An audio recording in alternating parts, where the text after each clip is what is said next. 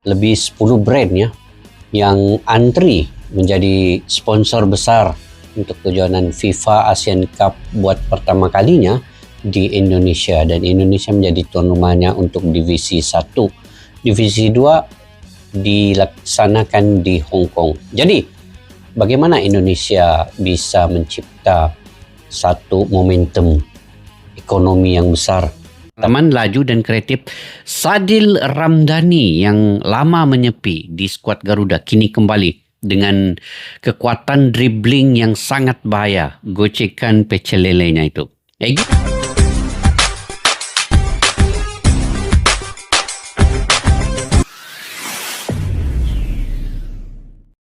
Assalamualaikum dan salam persaudaraan. Selamat bertemu kembali guys di channel Askalani Studio. Oke, apa kabar semua? Semoga kalian dalam keadaan sehat walafiat, sentiasa dimurahkan rezeki. Saya juga mendoakan semoga kalian sukses dalam apa jua yang kalian usahakan. Oke guys, selepas Indonesia ditunjuk sebagai tuan rumah menjadi host untuk divisi 1 FIFA Asian Cup ini, kemasukan 10 sponsor besar ya untuk kejuaraan FIFA Asian Cup ini.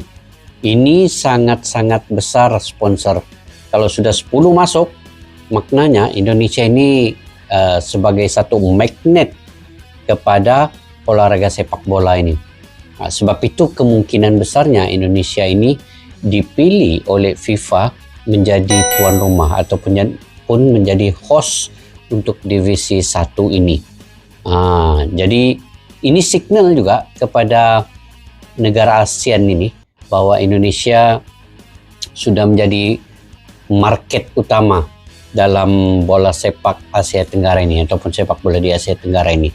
Jadi kita mengetahui bahwa Indonesia punya lebih kurang 285 juta jiwa yang ada di Indonesia, dengan fans atau supporter Indonesia itu berjuta-juta, mungkin sampai jutaan ya. Jadi bayangkan kalaulah sponsor-sponsor ini masuk menjadi sponsor besar dalam FIFA Asian Cup ini, sudah tentu mereka juga yang akan mendapat manfaatnya. Jadi di akhir video nanti saya akan menganalisa bagaimana kemasukan 10 sponsor ini menjadi manfaat kepada Indonesia, terutamanya timnas Indonesia itu sendiri dan kepada semua pemain-pemainnya. Jadi sebelum itu guys, yuk kita simak dulu video ini. Kutip dari iMarch and Data Bridge, Indonesia sendiri menyumbang lebih dari 40% populasi ASEAN. Dari sisi bisnis, ini pasar emas. Wajar aja kalau sponsor antri buat masuk. Dan Pasar AFC, emas. ya jelas was-was. Karena kalau FIFA Asian Cup sukses, otomatis gengsi. Dan nilai komersial Piala Asia bisa ketiban bayangan. Kan gitu. Terlebih potensi keuntungannya aja bisa miliaran dolar cuma dari sponsor dan hak siar. Nah loh, yap khusus FIFA ASEAN Cup ini sangat berpotensi untuk bisa jadi turnamen termahal di Asia. Bukan cuma dari hadiah, tapi dari exposure. Termahal di Asia? Sekarang coba bayangin, setiap kali timnas Indonesia main, stadion penuh. Rata-rata tiket selalu sold out, dan hak siar bisa tembus ratusan juta penonton. Contohnya, waktu Indonesia lawan China di round 3 kemarin. Pertandingannya bahkan disiarkan di 141 negara. Ayo coba sebutin tim Asia mana yang bisa seperti itu. Pokoknya kalau ASEAN Cup nanti diperkirakan bakal punya daya tarik serupa.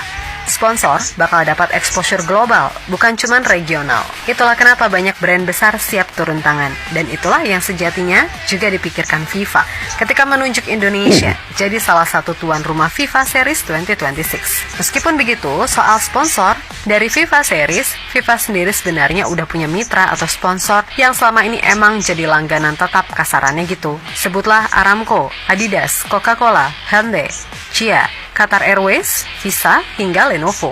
Nah, dengan adanya nama Indonesia dengan potensi market yang besar, ya bisa jadi sponsor-sponsor besar lainnya selain nama-nama tadi bisa masuk. Dan kembali lagi, sepak bola di era modern emang nggak bisa lagi dibantah jadi sebuah industri yang seksi untuk menghasilkan cuan, kan gitu. Bayangin dulu deh, dari ASEAN Cup sponsornya sebanyak apa? Terus dari FIFA Series sebanyak apa? Wah, yo konrak full senyum piye Infantino. Cair-cair bos, kan gitu.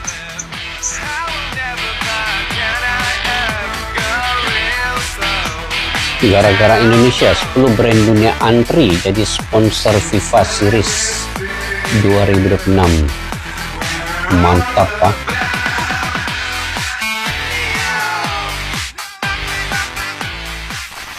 Di sisi lain, di luar itu semua tadi, khusus bagi Indonesia, biar gimana pun ini adalah kesempatan emas. Kita bukan lagi cuman jadi peserta, tapi juga penggerak utama sepak bola Asia Tenggara. Dari sisi bisnis, jelas Indonesia punya daya tarik luar biasa.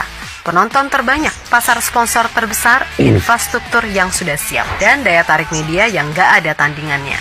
Intinya, kalau semua ini dimaksimalkan, FIFA ASEAN Cup serta pastinya FIFA Series bisa jadi produk ekspor baru sepak bola ASEAN, dan Indonesia berdiri di garis paling depan.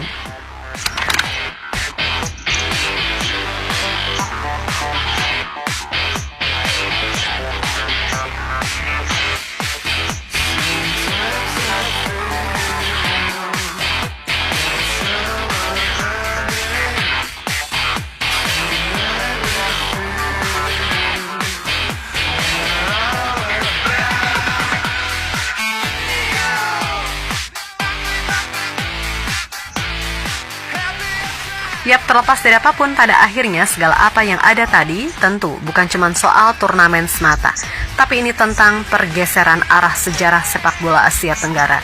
Selama puluhan tahun, kawasan ini sering dipandang sebelah mata, selalu dibilang cuma punya fanatik tinggi, tapi nggak punya prestasi yang sepadan.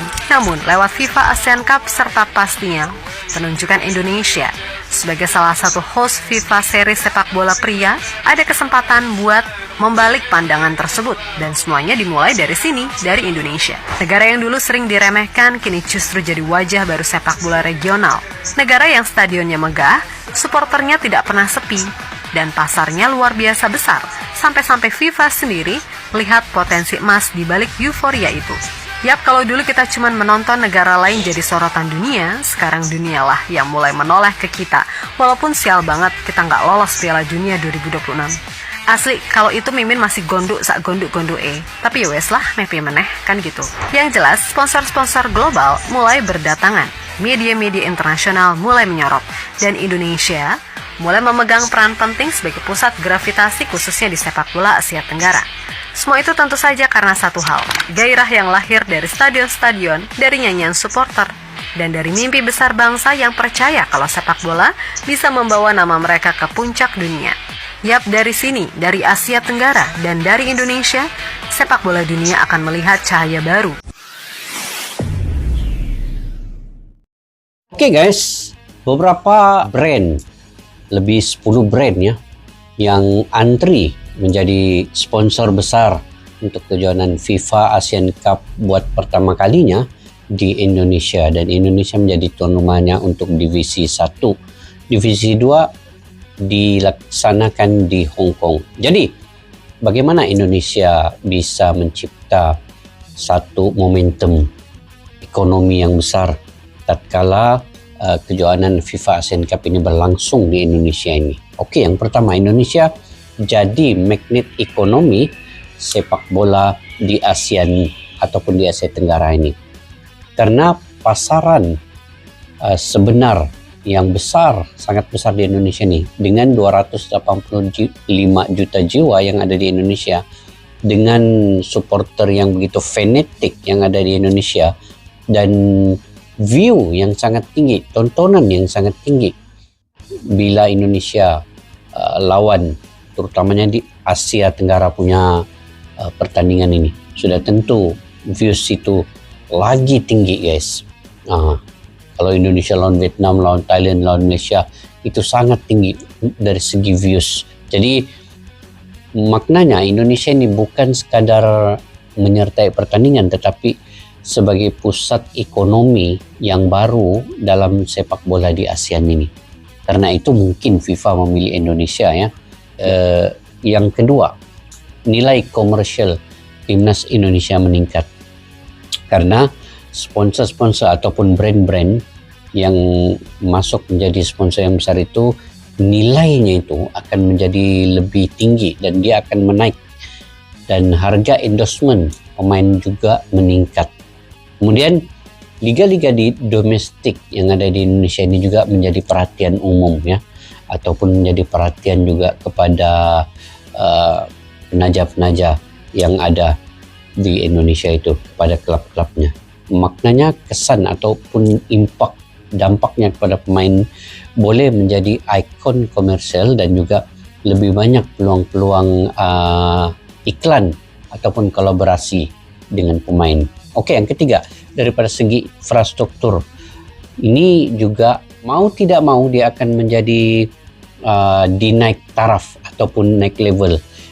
Mungkin sponsor besar itu biasanya ingin melihat stadion yang berkualitas dari segi semualah. Maknanya dari segi FIFA punya aturan itu perlu diikuti SOP-nya oleh semua stadion. Penyiaran HD, dia punya dari segi lampu limpahnya, dari segi lapangannya, begitu. Dan ini akan membawa satu pengalaman yang sangat baik berkelas dunia nanti ke Indonesia. Okey, media yang keempatnya, media dan exposure akan lebih gede dan meletup, lebih sponsornya, lebih promosinya. Iklan-iklan di TV, sosial media akan berkempen. Influencer pun juga akan buat marketing yang lebih luas lagi. Hasilnya apa? Nama Indonesia itu akan lebih terkenal di seluruh dunia nanti, dan terutamanya di ASEAN ini. Kelima, kesan kepada prestasi pasukan ataupun skuad Garuda nanti. Apabila fasilitas sudah menjadi baik, support sistem itu akan meningkat dan motivasi pemain itu juga akan naik secara mendadak. Itu mungkin dari segi faktor di lapangan nanti kepada pemain ini.